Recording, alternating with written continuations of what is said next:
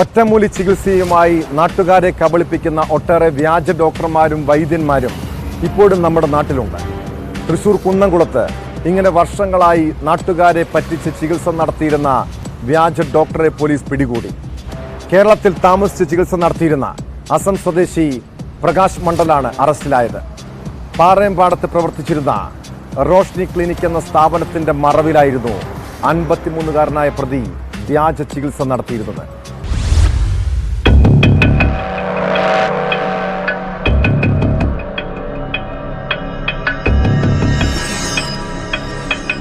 ചികിത്സിക്കാൻ ആവശ്യമായ രേഖകളില്ലാതെ പൈൽസിനും ഫിസ്റ്റൂലയ്ക്കും ചികിത്സ നടത്തിയതിനാണ് അസം സ്വദേശി പ്രകാശ് മണ്ഡലിനെ കുന്നംകുളം പോലീസ് പിടികൂടിയത്.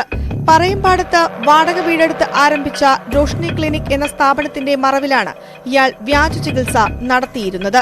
Kunnamkulam station house officer UK ഷാജഹാന്റെ നിർദ്ദേശപ്രകാരം പ്രിൻസിപ്പൽ സബ് ഇൻസ്പെക്ടർ ജിഷീലിന്റെ നേതൃത്വത്തിലുള്ള പോലീസ് സംഘമാണ് പ്രതിയെ അറസ്റ്റ് ചെയ്തത്.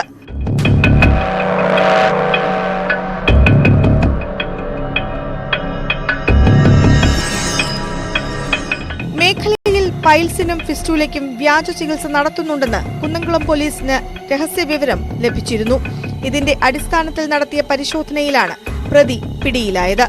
ക്ലിനിക്കിൽ പോലീസ് നടത്തിയ പരിശോധനയിൽ നിരവധി രേഖകളും ചികിത്സയ്ക്കായി ഉപയോഗിക്കുന്ന വസ്തുക്കളും പിടികൂടി. വൈദ്യപരിശോധനയ്ക്ക് ശേഷം കോടതിയിൽ ഹാജരാക്കിയ പ്രതിയെ റിമാൻഡ് ചെയ്തു.